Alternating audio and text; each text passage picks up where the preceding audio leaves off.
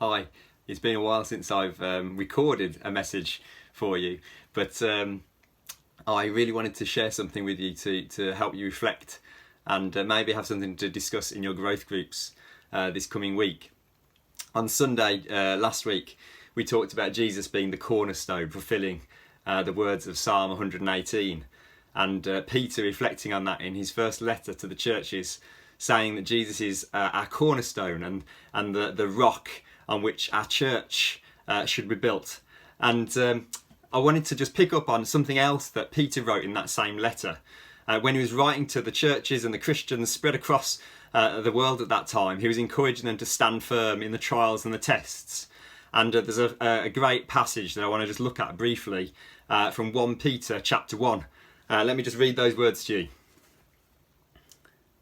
He's talking of great trials, and he said, "These have come so that your faith, of greater worth than gold, which perishes even though refined by the fire, may be proved genuine and may result in praise, glory and honour when Jesus Christ is revealed." Now, there's no question that this year has been a time of trial and testing. But as for Christians, that means that our faith has also been tried and tested and is being tried and tested. And Peter talks to the church and encourages them that this is to refine our faith, like gold in the fire. The fire that takes the gold, the gold's in the fire, and like any metal ore, what happens is it's under so great pressure that all the impurities in the ore, or all impurities in the gold, are either destroyed by the fire or they rise to the surface and can be skimmed off later. So it's a process of refining the gold, refining our faith. And maybe through this year so far, you've seen in society and in your own life impurities coming out because of the stress and the difficult situations that we're facing. Maybe it's short temper, maybe it's impatience, maybe it's insecurities, maybe questions in your relationship with God that you've needed to think about and reflect on. Maybe you're still reflecting on those. So Peter tries to encourage the church that these trials are used to actually make our faith purer. Now, I've been reading a book recently which takes that passage. This is a book by Tim Keller, Walking with God Through Pain and Suffering. And he picks up on this idea of the fire and God using it to refine us. And he refers to two other passages, and I just want to look at those with you as well really quickly. So the first one is in Isaiah chapter 43, verses 2 to 5. "When you pass through the waters, I will be with you. And when you pass through the rivers, they will not sweep over you. When you walk through the fire, you will not be burned. The flames will not set you ablaze. For I am the Lord your God, the Holy One of Israel, your Saviour. Do not be afraid, for I am with you." Doesn't that change things slightly to think, well, these trials, these tests are to refine our faith, like gold in the fire being refined and purified. But this isn't just us on our own having to go through the fire and have these impurities removed, but God is with us.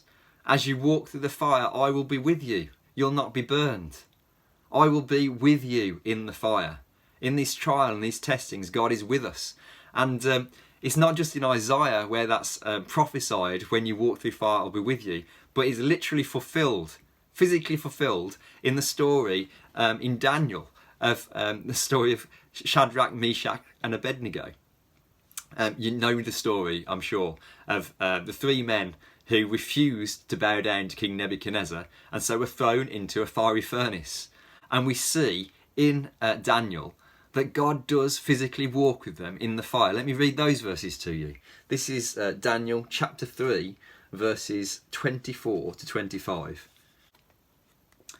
"Then King Nebuchadnezzar leapt to his feet in amazement and asked his advisors, 'Weren't there 3 men that we tied up and threw into the fire?' They replied, 'Certainly, O king.'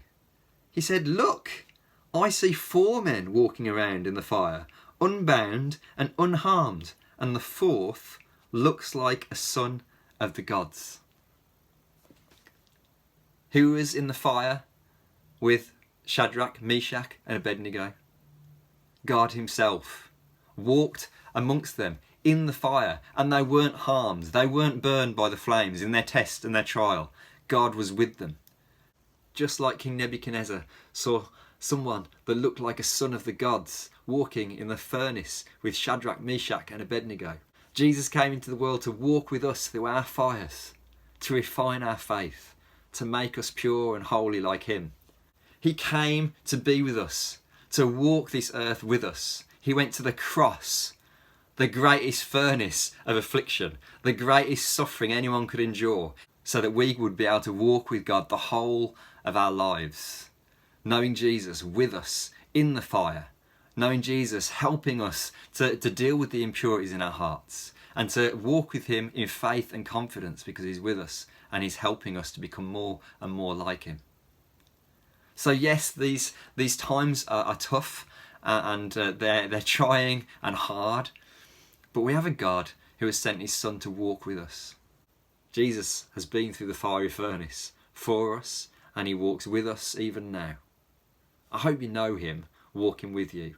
I hope that even as your faith is refined and you find your faith becoming stronger and purer, though it's hard, you would keep looking to Jesus and walking with him.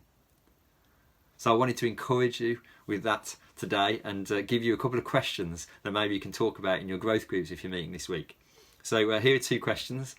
Firstly, I want you to think about the impurities you've seen or felt rise up in you and others in society during this year. How might God want to refine people's faith or your faith through all of this? And then secondly, I want you to think about the lengths Jesus went to walk through the fire with you, with us. How does it help to know he's with you in the furnace? And how can you keep walking with him through all of this? Please, if you have chance to take time with one another to look at these passages from Isaiah, from Daniel and from 1 Peter, have a look at them, pray through them, worship God for the fact that he's with you, and allow him to do the work in your heart he wants to do. Bless you this week. Thanks.